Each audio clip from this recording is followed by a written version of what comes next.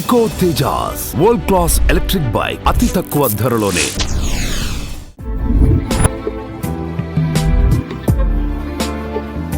ఈరోజు మన నాన్నక ప్రేమతోకి ఒక స్పెషల్ గెస్ట్ రాబోతున్నారు అనమాట. ధైర్యానికి విశ్వాసానికి రూపం ఉంటే ఆమెలాగే ఉంటుందేమో. ఆమె ధైర్యం ఆపలేని వెలుగులా వెలిగింది. ఆమెకి అండగా నిలిచిన తండ్రి తన ప్రేమతో తాను ఒక నిజమైన హీరోని నిరూపించాడు. అలాంటి ఒక హీరోనే మన నాన్నక ప్రేమతో షోకి రాబోతున్నారు. ఫస్ట్ ఏం చెప్తావు నాన్నగారు ఫర్ ద ఫస్ట్ టైం నాన్నక ప్రేమతో షోలో? మా నాన్నకంటూ ఆయన కోల్పోయిన పేరు ఏదైతే ఉందో దానికి పదింతలు ఇచ్చారని మాత్రం గర్వపడతాను. కూతురికి జరిగి 15 సంవత్సరాలు అయిపోయింది. కూతుర్ని ఇలా చూసే ఇష్టం లేక చూసి తట్టుకోలేక నేను చూడడం అని ఒక కంకణం కట్టుకొని ఆమె ముఖమే చూడట్లేదు. ఫర్ ద ఫస్ట్ టైం మా నాన్నక ప్రేమతో షోలో మీరు ప్రాణానికి ప్రాణంగా పెంచుకున్న నిహారిని ఒక్కసారి చూడరా ప్లీజ్.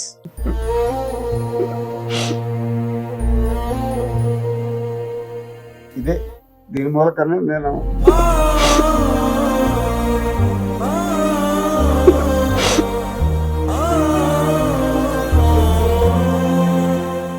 నిహారి చాలా సార్లు ఫీల్ అయి ఉంటారు కదా, నాన్న కళ్ళల్లో కళ్ళు పెట్టి నన్ను చూడట్లేదు అని. అలా ముద్దుగా పెంచుకున్న కూతురు ఇలా అయిపోయింది అంటే అది ఎవరు డైజెస్ట్ చేసుకోలేదు.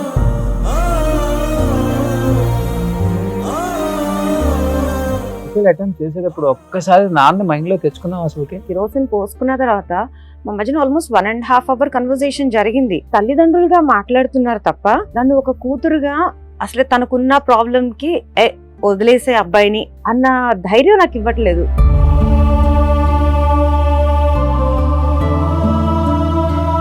నా హస్బెండ్ తో జరిగిన గొడవలు 70 to 80% మాత్రమే ఈ రోజుకి తెలుసు మా నాన్నకి. ఆ 20% ఏంటి అంటే 1-2 ఏమని చెప్తావు ఈ రోజు? అది భార్యాభర్తలకు సంబంధించి. మరి ఆ భార్యాభర్తల బంధం వద్దనుకునే కదా నాన్న దగ్గరికి వచ్చావు కదా, నాన్న చెప్పాలి కదా ఆ రోజు.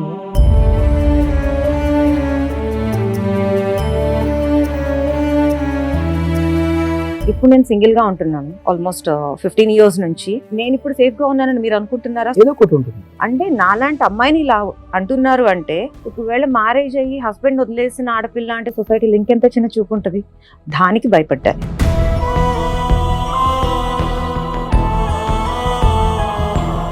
కాళ్లపార అని ఆరకుండానే ముగ్గురు నదులు పెట్టేసి వచ్చిన ఆడపిల్ల అని మన ఊర్లో వేస్తారు కదా, సో ఆ టైటిల్స్ తీసుకునే ధైర్యం నాకు లేదు.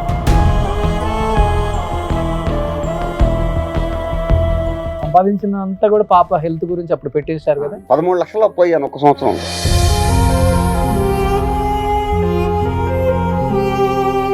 నాకు థాట్ రాలేదు.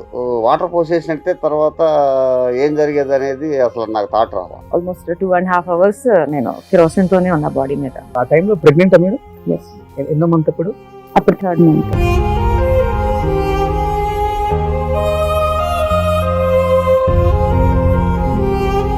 నిప్పు మీ మీద ఉన్నప్పుడు ఏం భరిస్తున్నారు, ఒక పక్క ఆలోచిస్తున్నారు, ఒక పక్క కడుపులో బిడ్డ, ఏం చెప్తారు? ఒక చిన్న టాస్క్ మీకు. సో ఒకసారి క్యాండిల్ అండ్ మ్యాచ్ బాక్స్ ఒకసారి తెప్పించండి.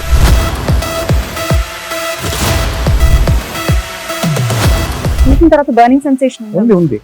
It is there. సో నేనేం చేశానంటే పవన్ కళ్యాణ్ గారిని కూడా కలిసారు కదా, ఎస్. ఏం చెప్పారు పవన్ గారు? నేను మీ పేరు టాటూ వేయించుకున్నా అని చెప్తాను.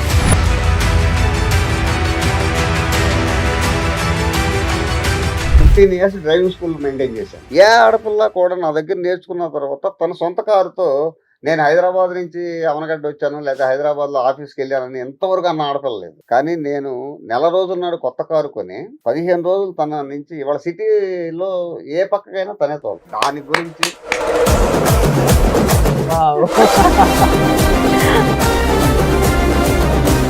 ఈ రోజు నాన్నక ప్రేమతో షోలో నిహారికి మేము ఒక మంచి గిఫ్ట్ ఇవ్వాలనుకుంటున్నాం. అక్కడ ఒకసారి వాళ్ళ బ్రదర్ తో ఒక పిక్ ఉంది, అది ఒకసారి డిస్ప్లే చేయి. ఈ పోజ్ ఇస్తే లామినేషన్ చేసి మీ ఇంటికి వస్తుంది అంకల్ నాన్నక ప్రేమతో షోలో.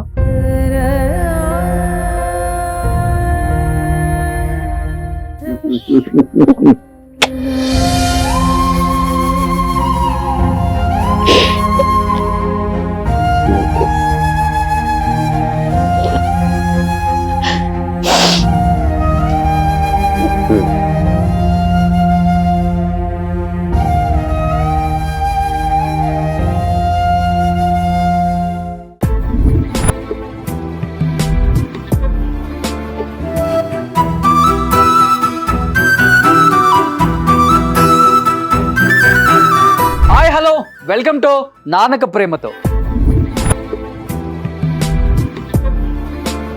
ఈరోజు మన నాన్నక ప్రేమతోకి ఒక స్పెషల్ గెస్ట్ రాబోతున్నారు అనమాట. ఈ స్పెషల్ గెస్ట్ గురించి చెప్పాలంటే ముందు మీకు ఒక కథ చెప్పాలి. ప్రేమ, ధైర్యం, విశ్వాసం కలగలిపిన కథ. ప్రేమకి రూపం ఉండదు, అది మనసు నుండి పుట్టేది. కానీ ఆ ప్రేమకు రూపం ఉంటే ఆయనలాగే ఉంటుందేమో. ధైర్యానికి, విశ్వాసానికి రూపం ఉంటే ఆమెలాగే ఉంటుందేమో. ఆమె జీవితం అంతా చేదు సంఘటనతో, చీకటితో నింపబడ్డా ఆమె ధైర్యం ఆపలేని వెలుగులా వెలిగింది. ఆమెకి అండగా నిలిచిన తండ్రి తన ప్రేమతో తాను ఒక నిజమైన హీరోని నిరూపించాడు. ఈ రోజు అలాంటి ఒక హీరోనే మన నాన్నక ప్రేమతో షోకి రాబోతున్నారు. Please welcome.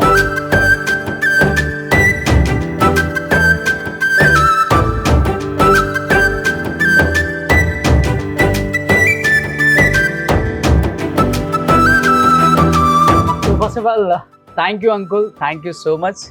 ఎందుకంటే ఫర్ ద ఫస్ట్ టైం మీరు మీడియా ముందుకు వచ్చి ఈరోజు నాన్నక ప్రేమతో షోలో మీ పాపతో పార్టిసిపేట్ చేయటం నిజంగా మా అదృష్టం. ఎందుకంటే నిహారి చాలా ఇంటర్వ్యూస్ ఇచ్చుండొచ్చు, తనకు జరిగిన అన్యాయం గురించి పోరాడి ఉండొచ్చు. అయినప్పటికి కూడా ఆ ఫ్యామిలీ నుంచి ఎవరు వచ్చి మాట్లాడలేదు. అంటే జరిగింది ఏదో జరిగిపోయింది, సో తనేదో పోరాడుతుంది, ఆ పోరాటంలో వెనకుండి మేము సపోర్ట్ చేయాలి తప్పితే ఇంకా ముందు వచ్చి దీని గురించి మాట్లాడితే మనకు వచ్చేది ఏం లేదు అనుకున్నారో ఏంటో తెలియదు అప్పటి నుంచి ఇప్పటి వరకు కూడా. బట్ ఈరోజు నా కోసం నన్ను ప్రేమించే వ్యక్తిగా యాక్సెప్ట్ చేసి ఇంత దూరం వచ్చారు ఊరి నుంచి. Thank you uncle, thank you so much. So Nihari, first ఏం చెప్తావు? నాన్నగారు for the first time camera ముందుకు వచ్చారు ఈరోజు. నాన్నక ప్రేమతో షోలో పార్టిసిపేట్ చేయాలి, నా కూతురు గొప్పతనం గురించి చెప్పాలి. ఏమనిపిస్తుంది? ఏం చెప్తావు? మాటలు రావట్లేదు. ఎందుకంటే కూతురుగా నేను కొన్ని విషయాల్లో ఫెయిల్ అయ్యాను. సో అందరి కూతురులాగా నేను సంపాదించలేదు. సో వాళ్ళకి బిల్డింగ్లు కట్టలేదు, కార్లు కొనలేదు, నేను డబ్బులు ఇవ్వలేదు. కానీ మా నాన్నకంటూ ఆయన కోల్పోయిన పేరు ఏదైతే ఉందో దానికి 10 ఇచ్చానని మాత్రం గర్వపడతాను నేను. ఓకే. సో ఒకప్పుడు శేషు కూతురు నిహారి అనేవాళ్ళు, ఇప్పుడు నిహారి వాళ్ళ నాన్న శేషు అని పిలుస్తున్నారు. అంతకన్నా మా నాన్నకి నేను ఇచ్చే గిఫ్ట్ ఏం లేదని నేను అనుకుంటున్నాను. Great great uncle. సో ఇప్పుడు నిహారి కూతురు శేషు గారు అనిపించుకుంటున్నారా ఎక్కడికి వెళ్ళినా? సో చాలా హ్యాపీగా ఉంది. చాలా చాలా అన్స్టాపబుల్ లో బాగా ఎమోషనల్ అయిపోయారు అంకుల్. తప్పదు కదా. చూసిన చాలా మందికి కూడా కంట్రోల్ చేసుకోలేకపోయారు. ఏమనిపించింది అన్స్టాపబుల్ వెళ్ళినప్పుడు, మాట్లాడినప్పుడు? అది ఒక గ్రేట్ ప్లాట్ఫామ్ బేసికల్ గా చెప్పాలి అంటే.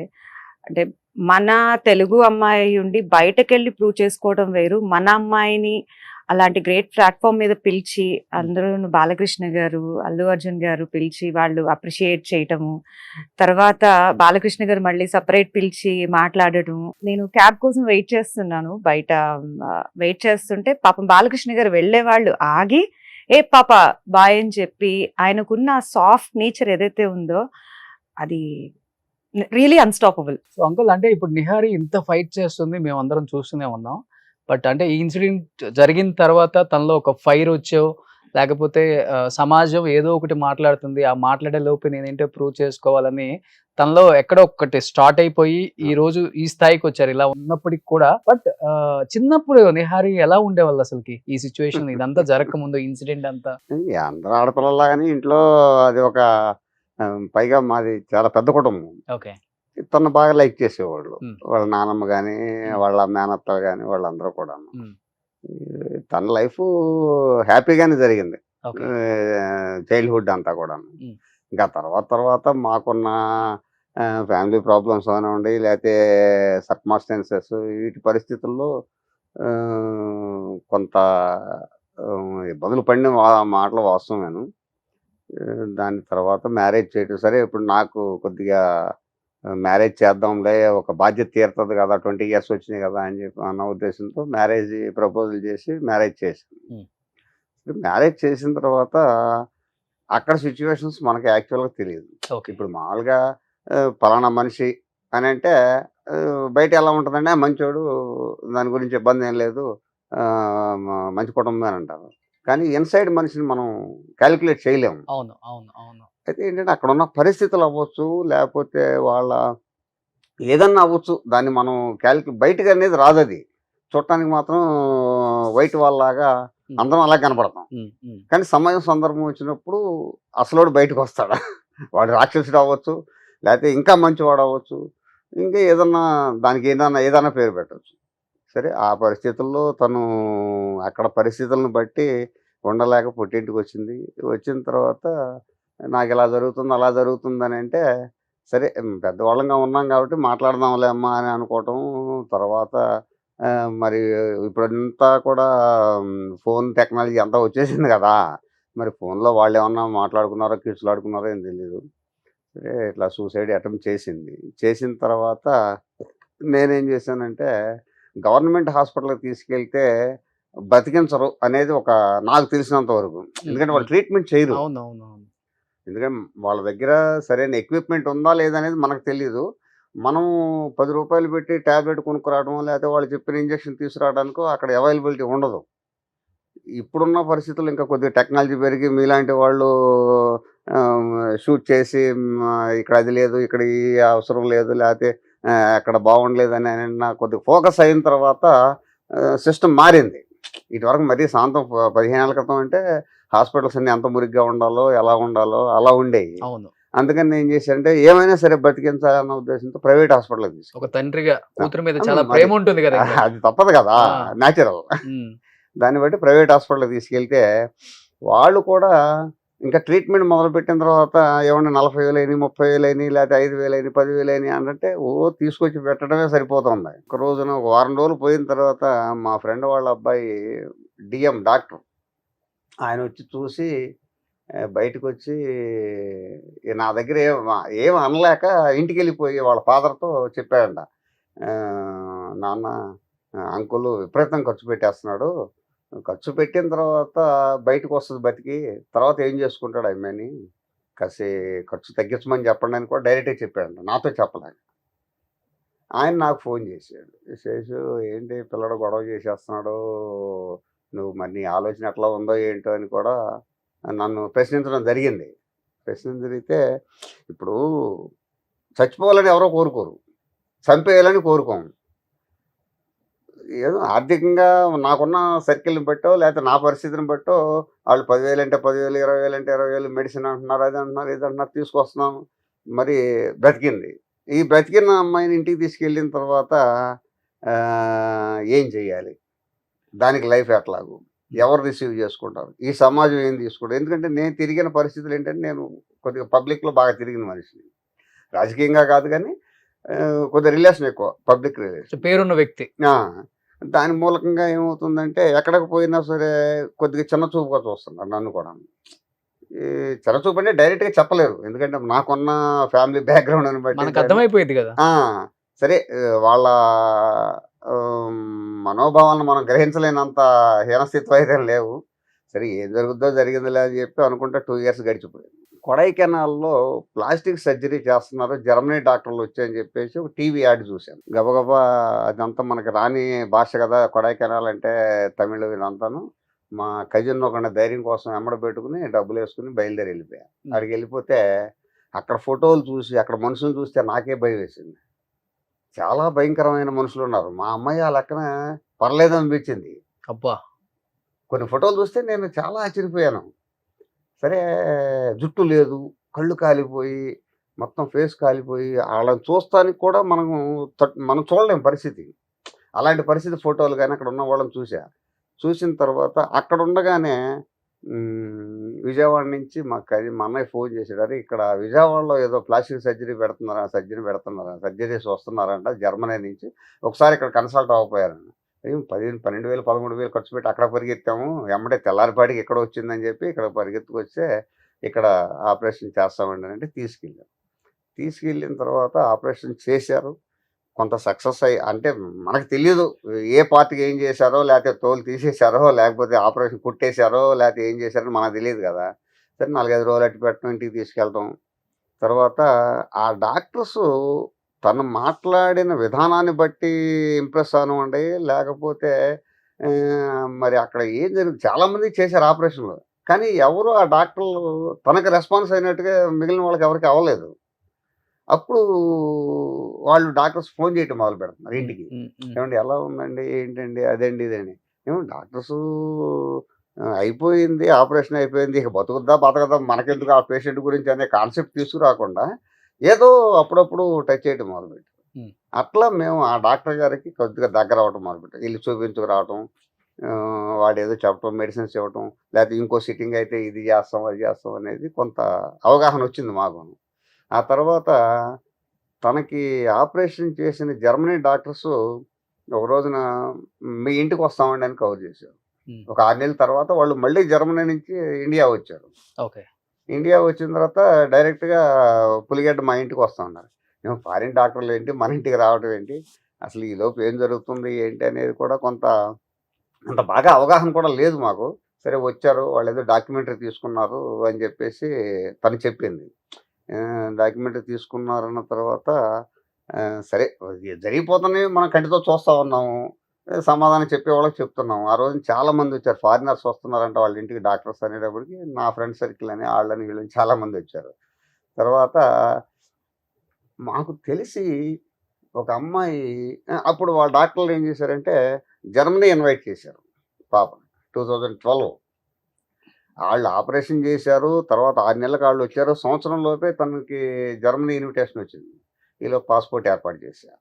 పాస్పోర్ట్ ఏర్పాటు చేసి ఇక్కడే ఫ్లైట్ ఎక్కించాను, వెళ్ళిపోయింది. అక్కడ 38 డేస్ ఎంతో ఉన్నది. తర్వాత ఇండియా వచ్చిన తర్వాత అప్పుడు తను అక్కడ దిగిన ఫోటోలు కానీ ఇవన్నీ కూడా ఒకటి జనంలోకి స్ప్రెడ్ అవుతున్నాయి. ఏంటి కాలిపోయినమ్మా, ఏంటి జర్మనీ వెళ్ళటం ఏంటి, మేము ఇంతంత ఖర్చు పెట్టి చదువుకున్నాము, లేదా డబ్బులు ఉన్నాము, అమెరికా వెళ్ళాలంటే ఇబ్బంది పడిపోతున్నాం, మమ్మల్ని ఎవడ పిలవట్లేదు అనే కాన్సెప్ట్లో ఉండిపోయారు. ఎందుకంటే మా చెవులకి వినపడతా ఉంటాయి కదా ఒక్కొక్కళ్ళు అనుకునే మాట.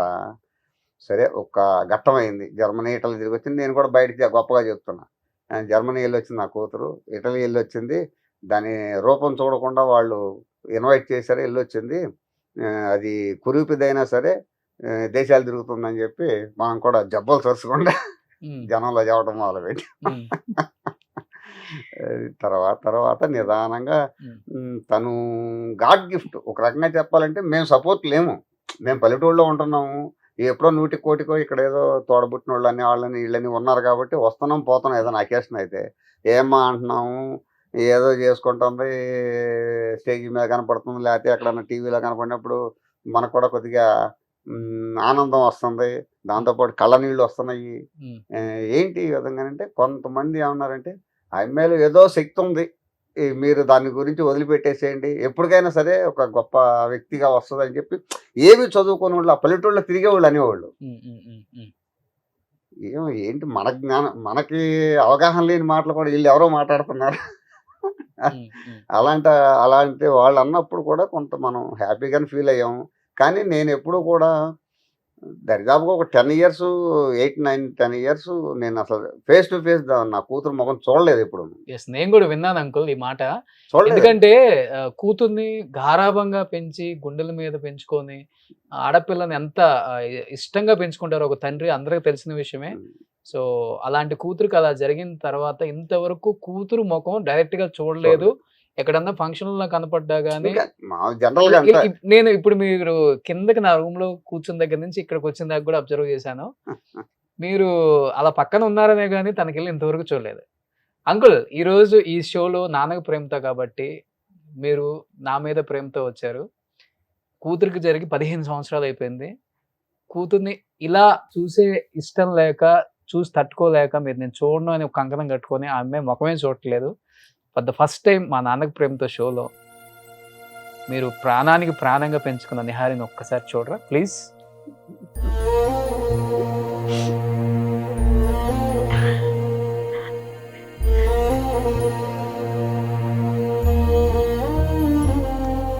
ఇదే దీని మూలకనే నేను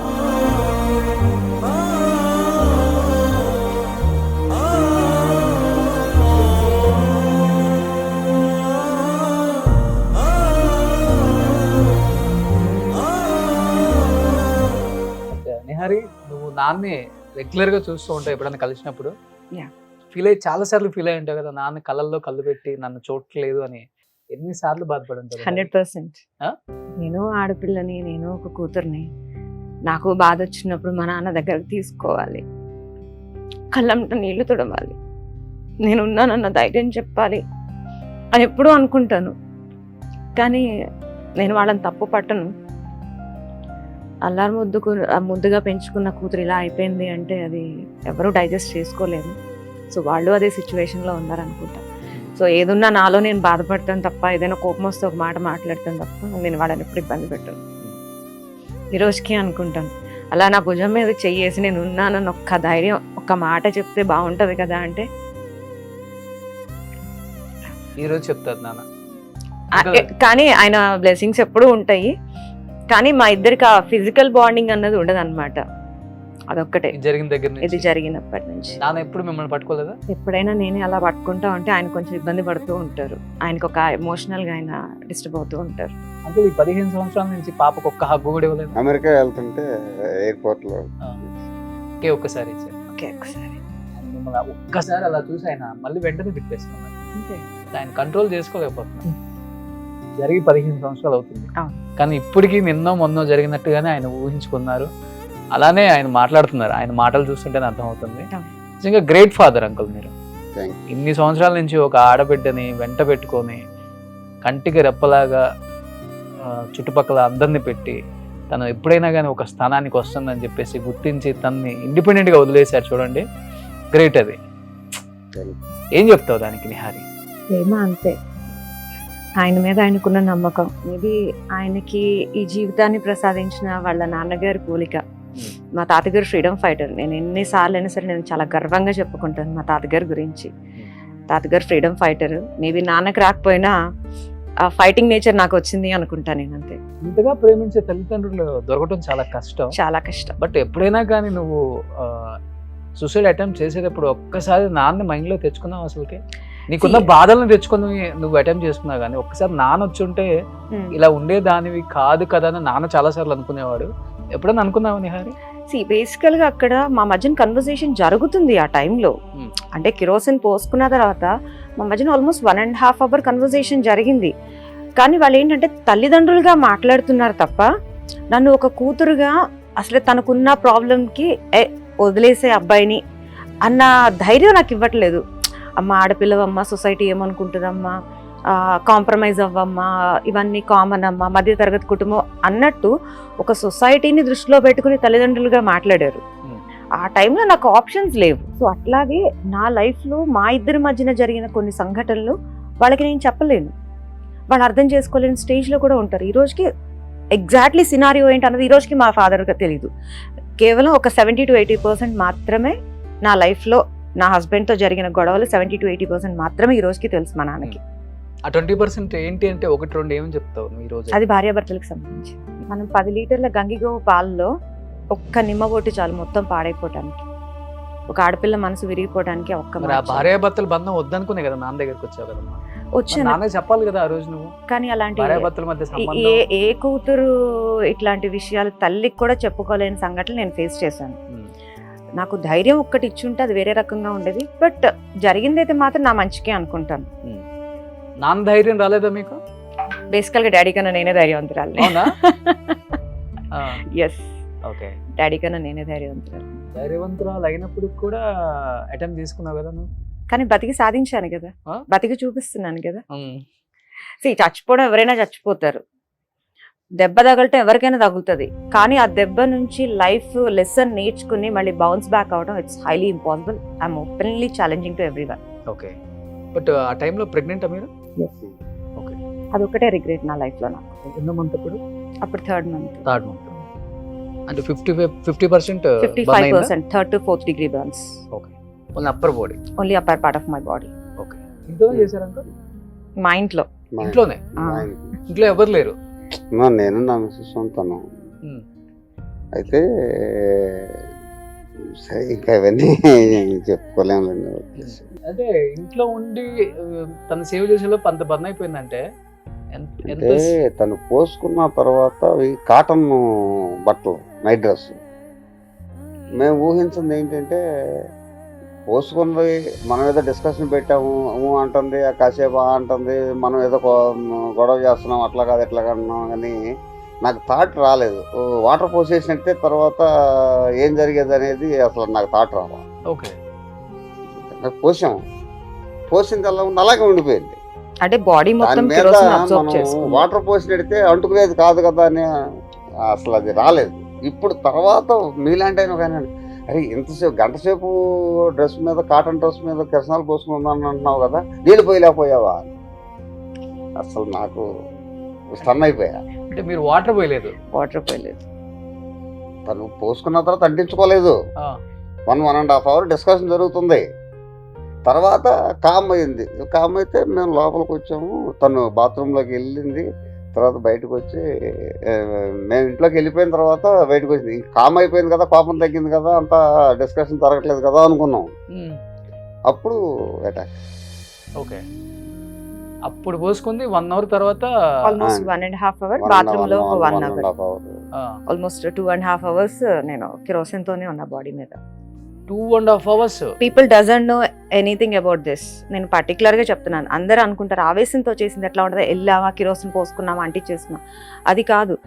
నేను ఫ్యూచర్ లో వచ్చే సర్కమ్స్టేషన్స్ ఏంటది, అసలు నా ఫ్యూచర్ ఎట్లా ఉంటుంది, బేబీ ఎట్లా ఉంటుంది, ఒకవేళ అబ్బాయిని వదిలేసి వస్తే సొసైటీలో నేను ఎలాంటి ప్రాబ్లమ్స్ ఫేస్ చేయాలి, each and every pin point నేను ఆలోచించాను. ఓకే, సో ఈ రోజు నేను క్వశ్చన్ అడుగుతున్నాను. ఈజీగా అనేస్తారు, హస్బెండ్ వదిలేసి వచ్చేస్తే అయిపోయేది కదా, నీ లైఫ్ స్పాయిల్ చేస్తున్నావు, బేబీ లైఫ్ అనవసరంగా నువ్వు ఒక అమ్మాయిని చంపేసావు కదా, ఒక బేబీని చంపేసావు కదా అంటున్నారు. ఇప్పుడు నేను సింగిల్ గా ఉంటున్నాను ఆల్మోస్ట్ 15 years నుంచి. నేను ఇప్పుడు సేఫ్ గా ఉన్నానని మీరు అనుకుంటున్నారా? సొసైటీ నుంచి నాకు ఎటువంటి ప్రాబ్లం లేకుండా నేను మంచిగా ఉన్నాను అని మీరు అనుకుంటున్నారా? ఏదో ఒకటి ఉంటుంది, 100% ఉంటుంది. అంటే నాలాంటి అమ్మాయిని ఇలా అంటున్నారు అంటే, ఒకవేళ మ్యారేజ్ అయ్యి హస్బెండ్ వదిలేసిన ఆడపిల్ల అంటే సొసైటీలో ఇంకెంత చిన్న చూపు ఉంటుంది. దానికి భయపడ్డాను. కాళ్ళపార అని ఆరకుండానే ముగ్గురు వదిలి పెట్టేసి వచ్చిన ఆడపిల్ల అని మన ఊర్లో వేస్తారు కదా టైటిల్స్. సో ఆ టైటిల్స్ తీసుకునే ధైర్యం నాకు లేదు. బట్ ఒక్కసారి రికవరీ అయిన తర్వాత అనిపించిందా, డెఫినెట్ గా నేను సొసైటీలో నిలబడాలి, ఏది ఏమైనా ఎవరు ఏమనుకున్నా నిలబడాలి అనే కాన్సెప్ట్ తో మొదలైంది కాబట్టి లైఫ్ ఇవాళ ఇంచుమించుగా ఎవరెస్ట్ శిఖరం అని చెప్పలేను కానీ రీచ్ అవుతుంది దాంట్లో. Great uncle. బట్ ఎంతమంది ఎన్ని మాటలు అంటారు నీ చుట్టుపక్కల వాళ్ళు, రిలేటివ్స్? అసలు తను తిన్నదా తినలేదని కూడా మేము పట్టించుకోలేదండి. ఆ పరిస్థితిలో ఉండి బర్న్ అయిపోయిన అమ్మాయి హైదరాబాద్ వెళ్ళి నేను జాబ్ చేసుకుంటాను అని రోడ్డు ఎక్కేసిన తర్వాత మేము అసలు పట్టించుకోలేదు. మీరే పట్టించుకోలేదంటే ఇప్పుడు నేను జాబ్ చేసుకుంటాను హైదరాబాద్ వచ్చింది, వెనకాల నేను రాలేను, నా స్తోమత కూడా చూసుకోవాలి. నేను ఫ్యామిలీ మార్చేసి హైదరాబాద్ వచ్చి 50 years ఓల్డ్లో నేనేం చేయాలి? అక్కడ నేను పల్లెటూరులో ఏం చేయకపోయినా నాకు ఫుడ్ వెళ్ళిపోద్ది. చాలా చిన్న ఏదో ఒకటి ఏజెంట్ గాను ఏదో ఒకటి నేను చేసే వృత్తి ఉంది. కానీ హైదరాబాద్ వస్తే 50 years ఓల్డ్లో నేను హైదరాబాద్ వచ్చి ఎలా పరిగెత్తాలి? అదే 20-25 years ఓల్డ్ అయితే పరిగెత్తాడు, వాడు 100 km స్పీడ్తో పోతాడు. లేదనంటే 80-90s వచ్చి మనల్ని వాళ్ళని తీసుకెళ్ళి బడ్డీ కొట్టు దగ్గరికి వెళ్ళి ఏదో చాక్లెట్ ఇప్పించే వయసు అయితే అన్న హైదరాబాద్ రావాలి. ఇది మిడిల్ ఏజ్. మిడిల్ ఏజ్లో నేను హైదరాబాద్ వచ్చి తనకు సపోర్ట్గా ఎలా ఉండగలను ఫ్యామిలీ? కాబట్టి తను ఎప్పటికప్పుడు రికవరీ అవుతుంది, అక్కడికి వెళ్తున్నాను, వాళ్ళు పరిచయం అయ్యారు, వీళ్ళు పరిచయం అయ్యారు అని మనకి ఇన్ఫర్మేషన్ ఉంటుంది. కాస్త జర్మనీ వెళ్ళి వచ్చిన తర్వాత ఎలాంటి ధైర్యం వచ్చిందో ఇంకా రోజు రోజుకి నాకు కూడా ఇక దాని గురించి మనం పెద్దగా పట్టించుకో అవసరం లేదు, బతికేస్తుంది ఇంకా బతికేస్తుంది. బట్ ఇనిషియల్ గా బాగా సపోర్ట్ చేసిందంటే ఎవరని చెప్తారు ఇలాంటి సిచ్యువేషన్ లో? Doctor Lakshmi Saleem madam, great great doctor. చెప్పాను కదా, జర్మనీ డాక్టర్స్ తో వాళ్ళ హాస్పిటల్లో ఆపరేషన్ చేయించి ఆమె పాపను చేరదీసి వాళ్ళ హాస్పిటల్లో ఎంప్లాయీగా పెట్టుకుని సోమాజిగూడలో తనకి మంచి లైఫ్. గ్రేట్. ఒకసారి మన హరి ఎలా ఉందో ఒకసారి చూద్దాం. బిఫోర్ కొన్ని ఫొటోస్ ఫ్యామిలీతో. నిహారి అమ్మగారు, అమ్మ పేరేంటి? ఊర్మిళ. సో అమ్మ ధైర్యం మీకు ఎక్కువ? కొంతవరకు మొండితనం. అమ్మది మొండితనం. తమ్ముడు ఏం చేస్తున్నారు ఇప్పుడు? బీటెక్ సెకండ్ ఇయర్ చదువుతున్నాడు. ఓకే. సో తమ్ముడు చాలా చిన్నోడు జరిగినప్పుడు, Yes. కానీ ఆ ప్రేమ ఎక్కువ ఉంటుంది అక్క మీద. ఎంత సపోర్ట్ చేసేవాడు మీకు అప్పుడు? వాడి నా ధైర్యం. ఇప్పుడు నేను జనరల్ గా ఏం చెప్తారు, మా అమ్మ ధైర్యం, మా అమ్మ నాన్న ధైర్యం అంటారు కదా, నేను నా తమ్ముడు నా ధైర్యం అని చెప్తాను. ఇంకా ఎందుకంటే వాడు తనకి అంత దగ్గర అయ్యాడు, మేము దూరంగా ఉన్నాం. దూరంగా ఉన్నామని ఎందుకు చెప్తున్నానంటే, నేను నలుగురు తినడానికి సంపాదించాలి, నేను గవర్నమెంట్ ఎంప్లాయీని కాదు, వేరే విధంగా చూసుకుంటే ప్రాపర్టీస్ ఉన్న మనిషిని కాదు. రోజు రోడ్డు ఎక్కితే కానీ నేను సాయంత్రానికి ఒక 100, 400, 300 తీసుకొచ్చి ఇంటి దగ్గర ఇస్తే కానీ నాకు ఫ్యామిలీ గడవదు. ఓకే. ఆ పరిస్థితుల్లో నేను హైదరాబాద్ వచ్చిన పిల్లని ఎమ్మటేసుకోవాలా, ఊర్లో చిన్నపిల్లడు అయ్యుండి వాడి భవిష్యత్తు చూడాలా. ఈ 2 క్యాలిక్యులేషన్లో తను ధైర్యంగా ముందెళ్తుంది కాబట్టి నేను కొద్దిగా వెనకడుగు వేయొచ్చు అనే కాన్సెప్ట్ నాకు వచ్చింది. తను ధైర్యంగా ముందుకు పోతుంది, నా సపోర్ట్ ఎంతవరకు అనేది కూడా నేను క్యాలిక్యులేషన్ చేసుకున్నాను. ఓకే. మరి అదే తమ్ముడు అనేవాడు లేకుండా తను ఒకటే ఉంటే ఆ రోజుల పరిస్థితి ఎట్లా ఉండేదో. అవును. బట్ అప్పటికి అంత అంటే స్తోమత లేకపోయినా కానీ ఆమెకి ఎంత ఒక 15 లక్షల దాకా ఖర్చు పెట్టారు. మంచి సర్కిల్ ఉంది నాకు. తోడబుట్టిన వాళ్ళు ఉన్నారు 6గురు, వాళ్ళు అంత మంచి పొజిషన్లోనే ఉన్నారు. పర్లేదు. ఇప్పుడు ఏమీ లేని టైంలో మీరు 10,000 ఇచ్చారంటే గొప్ప గొప్ప కదా. కదా. అవును. ₹1,00,000 ఇచ్చారంటే అలా 2,50,000 ఇచ్చాడు మా ఫ్రెండ్, ఆయన స్టేట్ బ్యాంక్ మేనేజర్. ఓకే. అలా నన్ను ఎవరు ఇడిచిపెట్టలేదు. ఒక ఆయన అయితే నేను ఎవరికో ఒక ఆయనకి చిన్న అమౌంట్ బాకీ ఉన్నా, ఇది హాస్పిటల్లో ఉండగా ఆయన వచ్చాడు. సుబ్బారావు, నేను ఓ 10 రోజులు అయిన తర్వాత నీకు ఇవ్వాల్సిన డబ్బులు ఇస్తానంటే, ఏం చేసి ఆ మాట అన్నావు, నన్ను వెళ్ళిపోమన్నావు, నేను పిల్లని చూడటానికి వస్తే నేను డబ్బుల గురించి మాట్లాడుతున్నావు నువ్వు అని చెప్పి బాధపడ్డాడు. మరి అలాంటి వ్యక్తుల్ని నేను ఇలాంటి స్టేజ్ మీద గుర్తు తెచ్చుకోవాలి. లెఫ్ట్ రైట్ 2 ఫ్రెండ్స్ ఉన్నారు. ఫణికుమార్ అని స్టేట్ బ్యాంక్ మేనేజర్. అట్లాగే 46 ఇయర్స్ నుంచి మేము 2 ఫ్రెండ్స్ ఉన్నాం. ఆయన జనరల్గా లారీ ఆపరేటరు ప్లస్ ఫైనాన్స్. ఏమున్నా లేకపోయినా లెఫ్ట్ రైట్ 2 హ్యాండ్స్ అంతే. నేను వాళ్ళిద్దరి కోసం ఏదైనా చేయగలను, నా కోసం వాళ్ళు ఏదైనా చేయగలరు. వాళ్ళ పేర్లు చెప్తుంటేనే కళ్ళమ్మ నీళ్ళు వచ్చేస్తున్నాయి. నాకన్నా వాళ్ళే ఎక్కువ. నాకు కాల్ రాదు కానీ వాళ్ళిద్దరికి మార్నింగ్ కాల్ వెళ్ళిపోతుంది. రోజు 365 డేస్ కాల్ ఉంటుంది. 365 డేస్ 8:30 దాటితే ఏంటి కాల్ రాలేదనుకుంటాడు ఒక ఆయన. ఒక ఆయన సాయంత్రానికి మనం 5-6 సార్లు మాట్లాడుకున్నాం, ఒకసారి కలిసి కాఫీ తాగాం కదా, అయితే వాళ్ళకి పొద్దు వెళ్ళిపోయినట్టు. ఎంత పని అన్నం తినేవాడిని కూడా వాళ్ళ దగ్గర నుంచి కాల్ వస్తే ఇంకా నేను అన్నం విడిచిపెట్టి వెళ్ళిపోతాను అంతే. పాప టైంలో అంత హెల్ప్ చేశారా? హెల్ప్ మాట అంతా కూడా. అట్లాగే నా తోడబుట్టిన వాళ్ళు కూడా ఆ రోజులో ఉన్న పరిస్థితులను బట్టి వాళ్ళు హెల్ప్ చేశారు. సంపాదించిన అంతా కూడా పాప హెల్త్ గురించి అప్పుడు పెట్టేశారు. రోజు సంపాదించేవాడిని. అందరూ సాయంత్రం పూట కడతారు అప్పు. షాప్ ఇప్పుడు మీరు ఉన్నారు, షాప్ ఉంది, మీరు ఎవరికో చిట్టనో లేకపోతే ఇంకోటి వేస్తారు, లేకపోతే మీరు హోల్సేల్ కొట్టేవాడికి డబ్బులు ఇవ్వాలి 10,000. సాయంత్రం 5 గంటలకు వస్తాడు, ఇగో 500 తీసుకెళ్ళిపోయని చెప్పి 500 ఇస్తారు మీరు. అంతే కదా జరిగేది, వ్యాపార సంస్థలో జరిగేది అదే. నేనైతే అట్లా కాదు, ఎర్లీ మార్నింగ్ 7కి అవనగడ్డ వెళ్ళిపోయి ఆ కట్టవలసిన ఆయనకి డబ్బులు కట్టేసిన తర్వాత వచ్చి షట్టర్ తీసేవాడిని. అది నేనంటే నమ్మకం. డబ్బులు అతనికి ఇస్తే ఎక్కడ పోవు. 12 గంటలకైనా సరే వచ్చి మన డబ్బులు ఇచ్చి, ఒకవేళ ఎక్కడికైనా బయటికి వెళ్తాడు 2 రోజులు ఉండకపోతే నా డబ్బులు ఇంటికాడ ఇచ్చి వెళ్తాడు, ఇవ్వాల్సిన 10 రూపాయలైనా సరే 1000 రూపాయలైనా సరే. ఆ కాన్సెప్ట్తో నేను తీసుకున్న అప్పులన్నీ తీర్చాను 2 ఇయర్స్లో. పర్లేదు, ఏ రోజు ఆ రోజే. అంతేగాని అక్కడ ఏదో నాకు ప్రాపర్టీ ఉంది అది అమ్మి కడదాంలే, అమ్మి కట్టానులే, ఇది లేదు. 2 రెక్కలు ఉన్నాయి. అదే కదా నాన్న గొప్పతనం మరి. సో ఉన్నదంతా పిల్లల కోసం, ఏది ఏమైనా కానీ కూలీ చేసుకుని బతకొచ్చు. పిల్లలు హ్యాపీగా ఉండాలి, పిల్లలు ఆరోగ్యంగా ఉండాలి, పిల్లలు సంతోషంగా ఉండాలి, బాగా చదువుకోవాలి, పెద్ద పొజిషన్ లో ఉండాలి. సూపర్, గొప్ప నాన్న దొరికారు నీకు. 100%. ఏ పిల్లలకి ఇవ్వని ఫ్రీడమ్ నాకు ఇచ్చారు మా పేరెంట్స్. నేను ఇప్పటికీ అంటాను, మా అబ్బాయి ఇంత జరిగినాక కూడా 4 గోడల మధ్య ఉండు, నీకు ఎందుకు అవసరమా అని 4 దెబ్బలేసి భయపిచ్చైనా ఉంచుతారు చాలా మంది. ఆ సిచ్యువేషన్స్ కూడా జరిగినాయి. ఇవాళ రేపు చిన్నది జరిగితేనే అమ్మాయిలు కానీ అబ్బాయిలు కానీ బయటికి రావటానికి ఎంత మొహమాట పడుతున్నారు. అలాంటిది మీరే ఎన్నో చూసుంటారు జరిగిన తర్వాత. చాలా చాలా చాలా పెద్ద మాస్క్ వేసేసుకొని గుడ్డలు కప్పేసుకొని చూపించకుండా. కానీ ఆల్మోస్ట్ 2021 వరకు కూడా డాడీతో బయటకు వెళ్తే నేను స్కార్ఫ్ కట్టుకుని వెళ్తా. వితౌట్ స్కార్ఫ్ నన్ను ఎప్పుడు తీసుకెళ్లేవాళ్ళు కాదు. ముందు కండిషన్ కట్టుకుంటేనే. ఆల్మోస్ట్ 2021-22 వరకు. మంచిగా చెడుకు అనేది కాదు, నేను మెంటల్ గా ఫీల్ అయిపోతాను.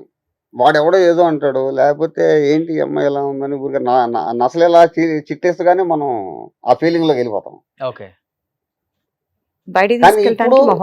ఇప్పుడు వచ్చేటప్పటికి దాని వెనకాల నేను వెళ్ళొచ్చులే, నా కూతురు వెనకాల. నిన్న ఒక చిన్న ఎమోషనల్ థింగ్ జరిగింది. సో ఎప్పుడు డాడీ డ్రైవ్ చేస్తే పక్కన నేను కూర్చునేదాన్ని. నిన్న డాడీ వచ్చారనమాట. వస్తే డాడీని పిక్ చేసుకోవడం, నేను డ్రైవ్ చేస్తే వెళ్ళేసరికి కార్ లో కూర్చోగానే హీ గాట్ టీయర్స్. నిన్న చాలా ఎమోషనల్ అయ్యారు. నేను డ్రైవ్ చేస్తున్నప్పుడు డాడీ పక్కన కూర్చోవడం అన్నది మాత్రం ఐ థింక్ మా నాన్నకి నేను ఇచ్చిన అదే బెస్ట్ గిఫ్ట్. ఓకే. Yeah. మీరు కార్ డ్రైవ్ చేసుకుంటారు.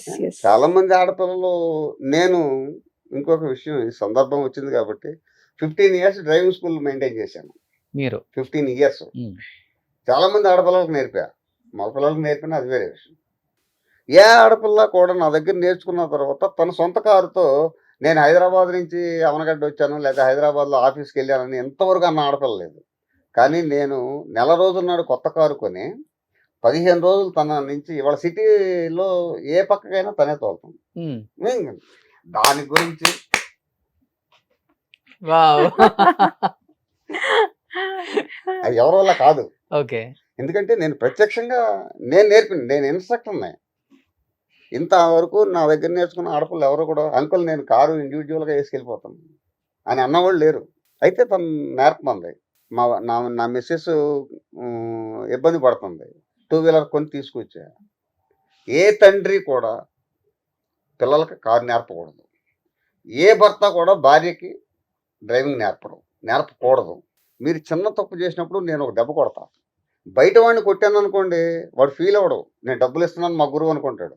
కానీ ఇక్కడ ఫీలింగ్ తండ్రి ఫీలింగే ఉంటుంది, ఎదురు తిరగచ్చు. భార్య ఫీల్ అవ్వచ్చు, నీ దగ్గర నేర్చుకోను, తిడతాను కదా. అందుకని నేను వీళ్ళ ఎవరికి డ్రైవింగ్ నేర్పను కూడా. ఓకే. అట్లాగే నా మిస్సెస్ బండి తీసుకొచ్చి తాళం ఇచ్చాను 70,000 పెట్టి కొని Activa.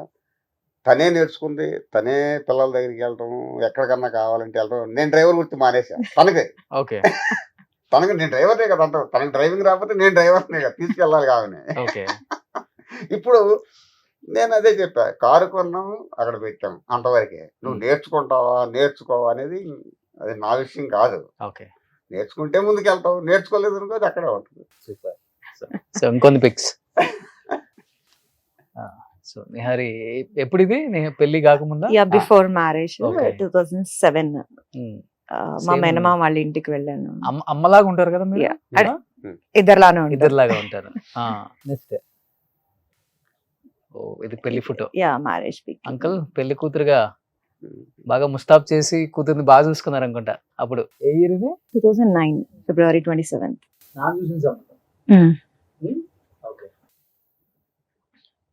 That was my last pic. Incident అయ్యే ముందు తీసుకున్న పిక్ అది. మీ తమ్ముడు అది చాలా అందంగా ఉంటుంది కదా. నెక్స్ట్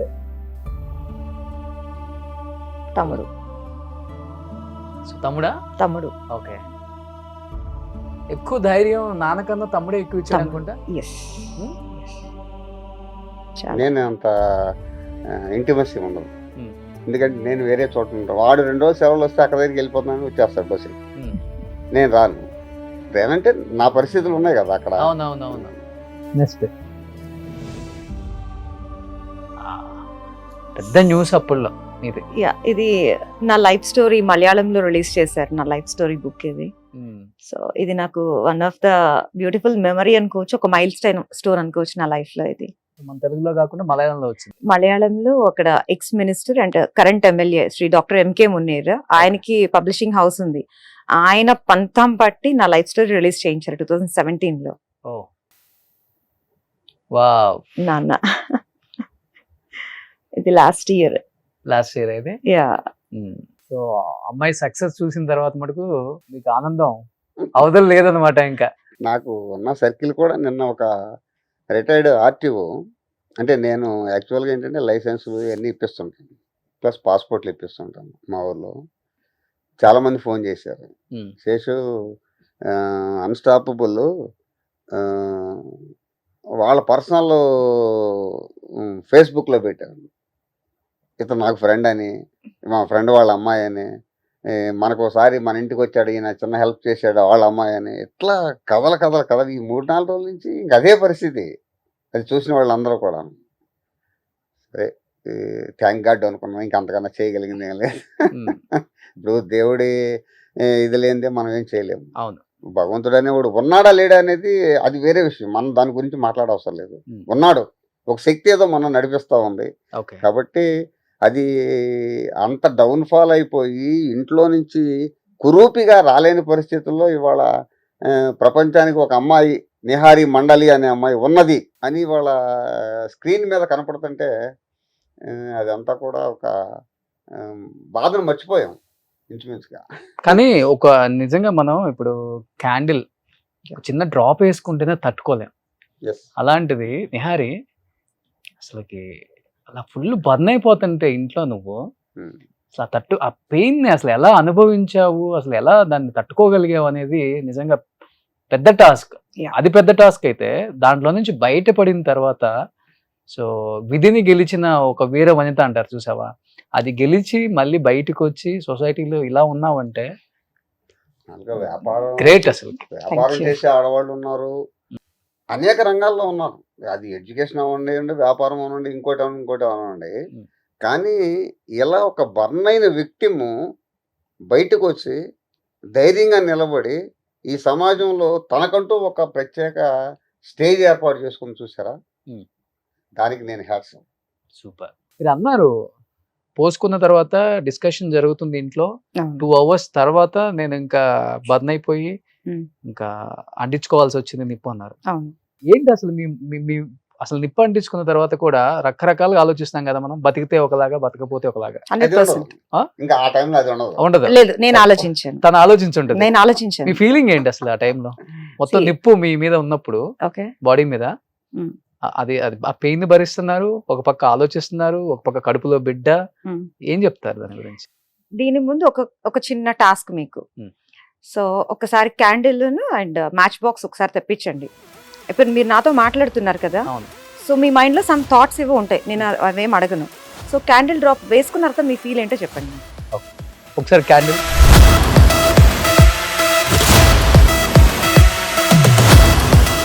ఎవరి కాళ్ళు ఇలా లైఫ్ ని ఇలా ఎవరు చేసుకోలేరు కదా. సో నా చెయ్య కాలాలని నేను అనుకోను. ఒక్కసారి మీకు మీరు ప్రయత్నం చేయండి, మీరు చేయండి, మీరు తీసుకుని.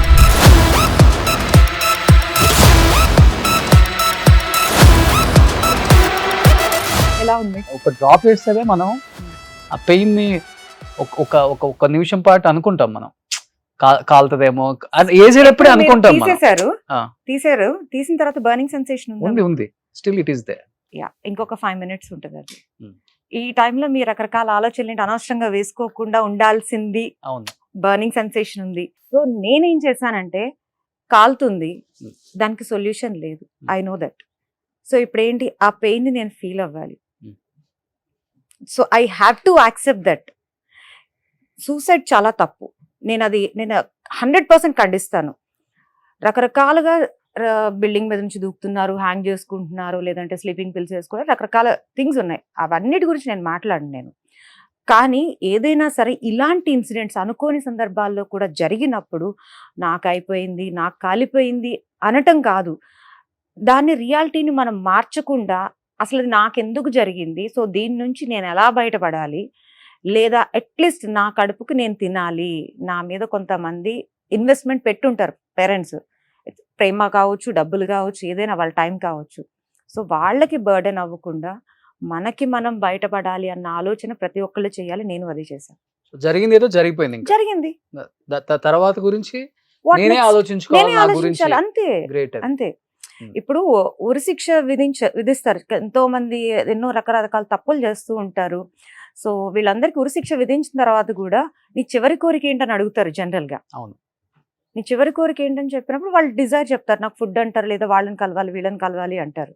సో అట్లాగే మాలాంటి వాళ్ళని ఇలాంటి ఇన్సిడెంట్స్ జరిగిన తర్వాత నువ్వు తప్పు చేసావు, నువ్వు నీ లైఫ్ స్పాయిల్ చేసుకున్నావు, నీ ఫ్యామిలీ ఇబ్బంది పడుతుందని కాదు, దాని నుంచి మేము బయటకు వచ్చే ప్రయత్నం చేస్తున్నప్పుడు మమ్మల్ని ఇంకా కుంగదీయొద్దు అని చెప్తాను నేను. సో సమాజంలో వాళ్ళే ఎక్కువ మంది ఉంటారు. 100%.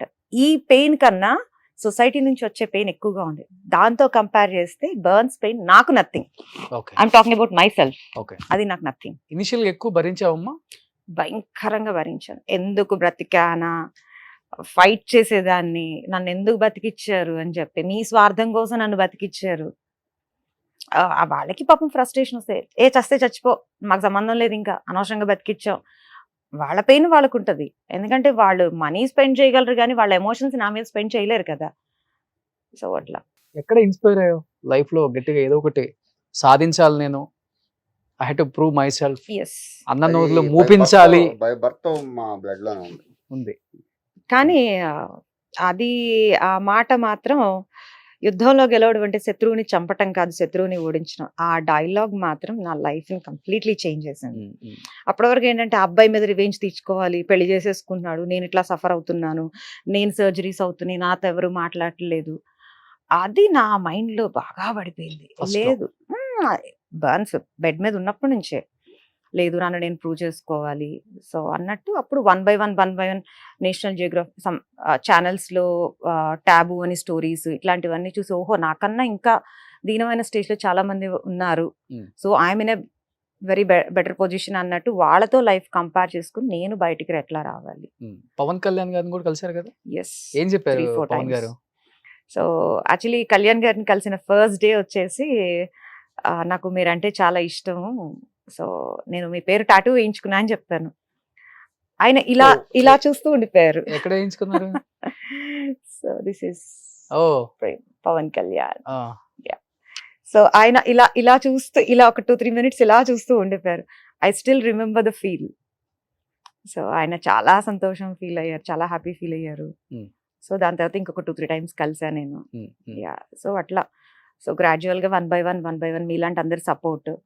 ఇనిషియల్ స్టేజ్ లో ఏంటంటే అందరూ కూడా పడిన బాధ మీద ఫోకస్ చేశారు తప్ప నా డిజైర్ ఏంటి, అసలు నేను దేనికోసం పనిచేస్తున్నాను, నా డ్రీమ్ ఏంటి అన్నది స్లోగా people are focusing on that. So దాని తర్వాత మీ మీడియా సపోర్ట్ వచ్చిన తర్వాత మీడియా ద్వారా చాలా బాగా మీరు ఎస్ నెక్స్ట్ లెవెల్ అదే కారణం. Yes only because of media.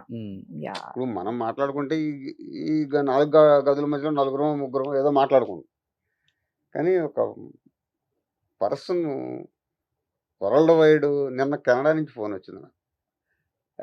బాగా అన్స్టాపుల్ అమ్మాయి చూశాను, నా పిల్లలందరికీ చూపించాను. అట్లాగే చాలా కంట్రీస్ నుంచి ఫోన్ వచ్చింది. రిలేషన్ ఉన్నారు కదా, రిలేషన్ నాకు పబ్లిక్ రిలేషన్ ఎక్కువ. ఓకే, ఇంచుమించుగా నేను పాస్పోర్ట్ ఇప్పించినప్పుడు ఎవరు కూడా విమానం ఎక్కడ లేడు, కొన్ని 100 మందికి ఇప్పించాను. ఓకే, నేను ఎక్కలేదు అని అన్నవాడు నాకు తెలిసి ఎవరు లేదు. ఓకే. నేను అప్పుడు అంటాను, అరే కాలిపోయి కురీపులాగా ఉన్న నా పిల్ల ఎక్కింది విమానం, మీరేంట్రా నా చెయ్యి హస్తవాసి, మీరు ఎప్పటికన్నా ఎక్కడికన్నా పోండి. ఓకే, ఎన్ని దేశాల నుంచి ఫోన్ వచ్చిందో తెలుసా నాకు? నాకే అన్ని కాల్స్ రాలేదు బేసికల్ గా, డాడీకి అన్ని కాల్స్ చాలా వచ్చినాయి. చాలా ఓకే. కెనడా నుంచి ఫోన్ చేసి ఆయన అయితే చాలా, ఒక ఆయన అయితే యుఎస్ నుంచి, వాళ్ళందరూ పెద్దవాళ్ళు, వయసులో పెద్దవాళ్ళు. ఇంకా దాన్ని ఏ వర్డ్స్ తో చెప్తాం ఇవాళ, వాళ్ళు మాట్లాడిన మాటలు మన దగ్గర అలాంటి. సో ఇప్పుడు మీరు హ్యాపీగా ఉన్నారా Obviously. అంకుల్? 100%. 100%. 100 కాదు, 200. రిగ్రెట్ గా ఫీల్ అయ్యారు ఫస్ట్ లో? 300 అనుకోవచ్చు, అంతే. 400, 500, 1000 అనుకోండి. ఓ Infinity. చూడండి ఎంత బాగా నవ్వుతుంది నిహారి ఈ రోజు. I mean to be frank చెప్పాలంటే నాన్న ఇంతవరకు ఇంత ఓపెన్ గా ఈ 15 సంవత్సరాలు ఎప్పుడూ మాట్లాడలేదు. డాడీ నిన్న నైట్ వచ్చారు, నాన్న తింటావా అన్నాను, ఏమొద్దన్నారు, పాలు తాగారు, మార్నింగ్ బ్రేక్ఫాస్ట్ చేస్తావా, ఈ 3-4 మాటలే మా మధ్యన కన్వర్జేషన్ జరిగింది అంతే. అది ఎవరు నమ్మరు. ఒకటే ఇంట్లో ఉంటాం, తమ్ముడు నేను డాడీ అందరూ ఉంటాం, నేను ఎప్పుడు కానీ మాట్లాడను. ఎక్కువ ఓపెన్ గా ఏది మాట్లాడరు. తిన్నావా అంతే, ఏం తిన్నావని కూడా అడగరు, తిన్నావా ఓకే, హెల్త్ ఎలా ఉంది ఓకే అంతే. సో ఈ రోజు నాన్న ప్రేమతో షోలో నాన్న first time daddy open up అయ్యారు నా ఎంటైర్ లైఫ్ లోనే. సూపర్. ఎలా అనిపిస్తుంది ఇప్పుడు? చాలా హ్యాపీ ఉంది, కానీ కూతురుగా ఫెయిల్ అయ్యాను, అది ఒక్కటే బాధ. కూతురుగా ఫెయిల్ అవ్వలేదా? కొన్ని విషయాల్లో ఫెయిల్ అయ్యాను. 400% సక్సెస్ అయ్యాను. మేబీ అది నాకున్న కొన్ని పాయింట్స్ లో అందరి కూతురులాగా మా నాన్నని చూసుకోలేకపోతున్నాను, ఒక్కటే బాధ. వస్తుంది, టైం వస్తుంది, యా, అన్నిటి టైం వస్తుంది.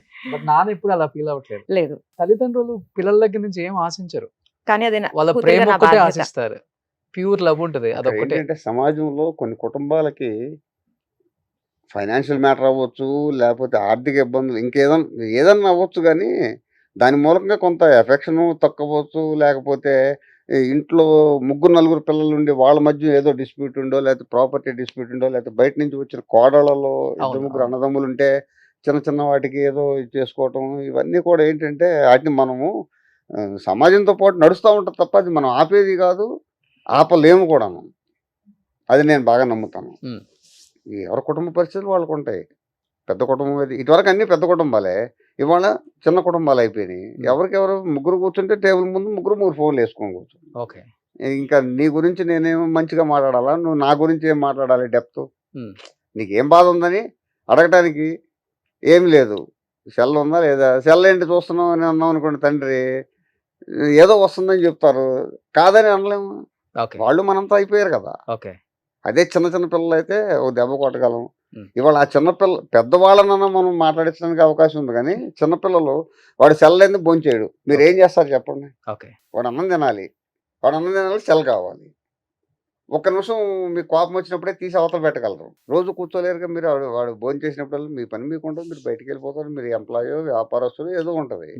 వాడిని ఎన్నిసార్లు కోపగించుకుంటారు, అవును. వాడికి ఎన్నిసార్లు కాపలా కూర్చుంటారు. వాడు తిన్నప్పుడల్లా మీరు సెల్ ఫోన్ తీసి పక్కన పెట్టగలరు. అంకుల్, ఈ రోజు నాన్నకు ప్రేమతో షోలో నిహారికి మేము ఒక మంచి గిఫ్ట్ ఇవ్వాలనుకుంటున్నాం. సో అక్కడ ఒకసారి వాళ్ళ బ్రదర్ తో ఒక పిక్ ఉంది, అది ఒకసారి డిస్ప్లే చేయి. సో ఈ ఫోజ్ ఇస్తే లామినేషన్ చేసి మీ ఇంటికి వస్తుంది అంకుల్ నాన్నకు ప్రేమతో షోలో. నేను తట్టుకోలేను. మీ కూతురు అంకుల్, మీ రక్తం అది. నిహారి ప్లీజ్.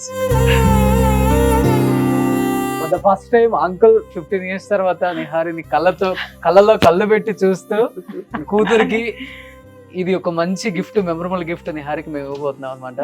సో దీన్ని పెద్దది లామినేషన్ చేసి నిహారికి అంకుల్ కి గిఫ్ట్ గా పంపుతాం. Thank you so so much. ఇది పెయింట్ వేసి పంపుతాం. Uncle please.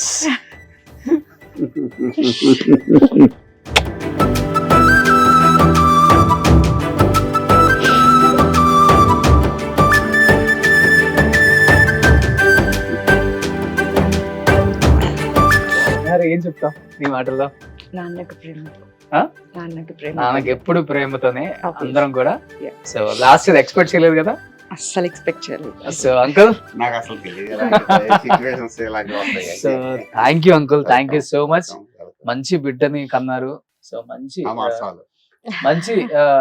వాల్యూస్ తో పెంచారు. ఆ వాల్యూస్ తో పెంచారు కాబట్టి తనేంటో అని తను చూసుకోకుండా అద్దంలో తను చూసుకుంటే తన నిహారి ఏమో, కానీ బయట సమాజానికి తను ఒక సోషల్ సర్వీస్ చేసే ఒక గొప్ప అమ్మాయి, ఒక గొప్ప ఉమెన్. ఈ రోజు ఎంతో మందికి ఉమెన్ ఎంపవర్మెంట్ ద్వారా, తన స్పీచ్ల ద్వారా ఎంతో మంది ఎలాంటి పరిస్థితిలో ఉన్న వాళ్ళని కూడా బయటికి తీసుకొచ్చి మనం ఏంటో బతికి చూపిద్దాం సమాజానికి, చెప్పుతో కొట్టినట్టు చెప్తుంది. సో అలాంటి గొప్ప కూతుర్ని కన్నారు అంకుల్. నిజంగా thank you so much. Accept చేసి ఇంత దూరం వచ్చి నాన్నకు ప్రేమతో షోలో పార్టిసిపేట్ చేశారు. And first of all thank you, మీకు thank you. And Nihari, seriously thank you so much. Wish you good luck Nihari. As a brother గా ఎప్పుడు సపోర్ట్ ఉంటుంది మాది. Thank you so so single much. Call. Definitely. Thank you so much uncle. Suman టీవీలో మీ personal and business promotions కోసం కింది number కి contact చేయండి.